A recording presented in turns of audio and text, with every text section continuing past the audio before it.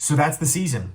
That's how it officially ends. The Jets defeat the Miami Dolphins, advancing to 5-12 on the year. Now, before I dive into the game, before I dive into, kind of the future outlook of this team, I just wanted to say thanks. Clearly, this season has been an ongoing, a never-ending nightmare. Take your pick on whatever issue you want to talk about.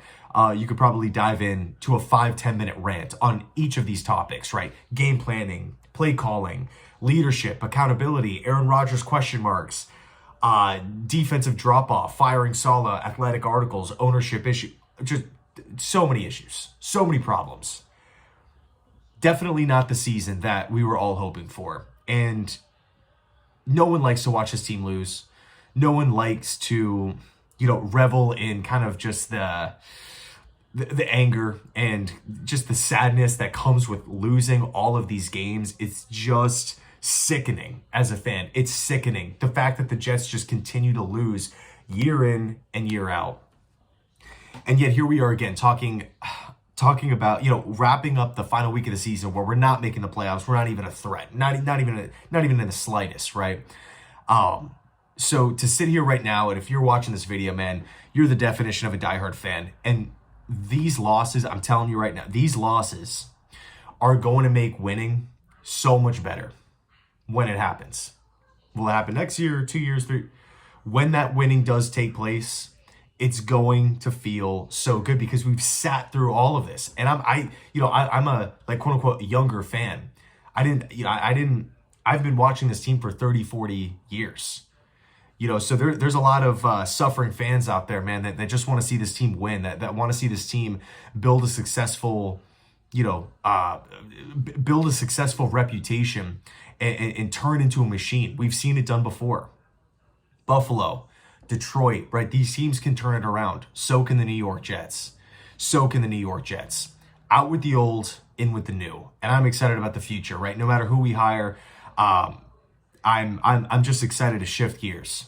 So yeah, I just wanted to say thanks, right? You guys know that you mean the world. And once this offseason hits, it's going to be fun. I cannot wait, right? I know tomorrow we'll see what happens, what coaches get let go.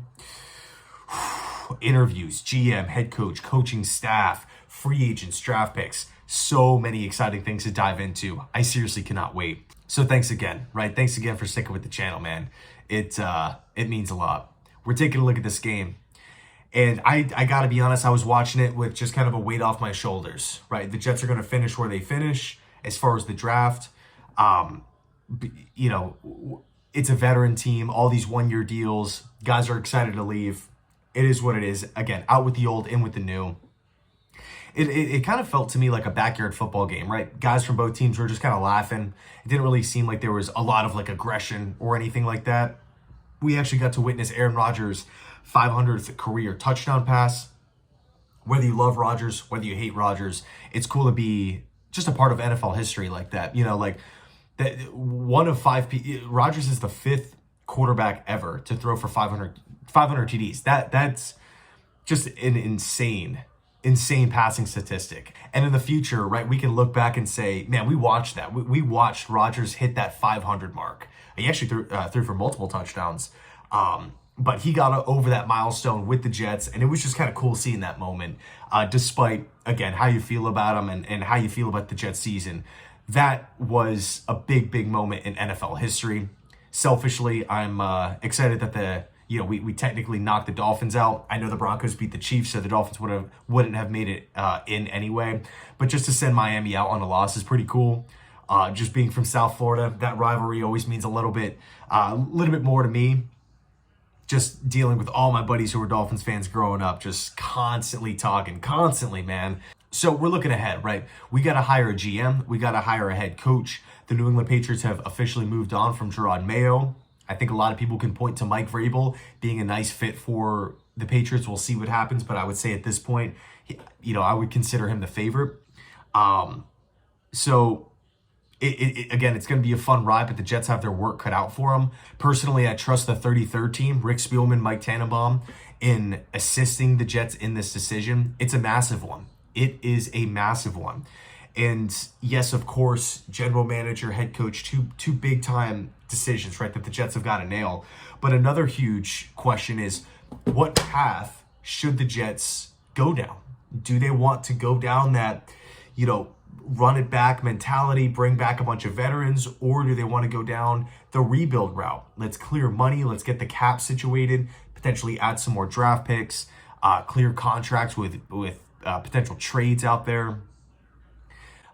It's going to be interesting, right? And that's kind of the main goal here. We have to get a general manager and a head coach aligned in the same vision, right? So they can walk hand in hand, lockstep, and accomplish these goals together. That way there's no friction within the front office and coaching staff. We've seen a lot of friction between those two with the Jets in the last, however many years. And it has not been fun. It has not been fun to watch. So we'll see how it plays out. I'm expecting to do a ton of videos tomorrow. I did my coaching tier list, which I'm really excited to drop. I got to go in and do the editing for it. Went through every single coaching candidate and kind of rank them in specific tiers on how I would like them. And I'm really curious to see where you guys stand on all these different names. But anyway, thanks so much for watching. And as always, go Jets.